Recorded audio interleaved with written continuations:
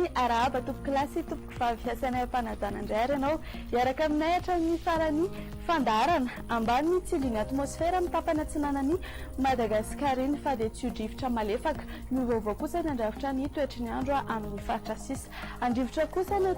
atsimo andrefany nositsika ty torak'izany ankonany amin'iny manamorona ny morotsiraky ny faritry melaka sy mena be iny jerentsika izao kosa ary ny mety toetry ny andro no vinavinaina ho an'ny rapitso ranomaraina dia azorana tandrifindrahona eny aty anosy be sambrano ny aty avadivavifitovinany sy atsimo atsinanany iny fa andrahoana na andrahoana vitsiny andro ho an'ny faritra sisa raha ho an'ny ariva kosa indray dia ahazo oram-baratra ny aty amin'ny faritry boeny sofia analanjorofo torak'izany ankoa neto amin'ny faritry ny avoatany iray manontolo mahazo an'izany ankoa ny any atsimo atsinanana ary fandibiny raha ho any asiny masoandro ho an'ny faritra sisa raha ny maripana ambandrindra no tombatombanana ho an'ny rapitso dia 12°C hitantsika tia vakina karatra ho antsika Tanalamanga dia 17°C ary ho anareo any Fianarantsoany dia 12°C ny maripana mafana indrindra kosa indray ary dia 13°C hitantsika tia amin'ny manodidina ny Antsohi ny faritry ny avoatany dia manodidina ny 17 ka hatramin'ny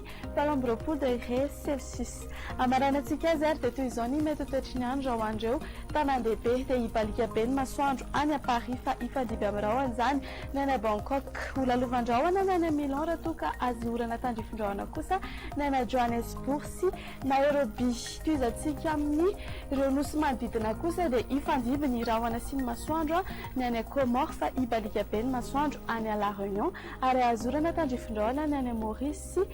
Seychelles dia zay ny meteo atsika azatonona fa ho an'ny rapitso ariva amin'ny 4 ora sasany no anarahantsika ny diarim-pambolena ho an'ny katsaka voanjo sy sakamalao mifanaraka amin'ny taompahavaratra 7 sy 20 eto amin'ny televiziona malagasy no anarahantsika izany ny tena kosa dia mametraka ny veloma tompoko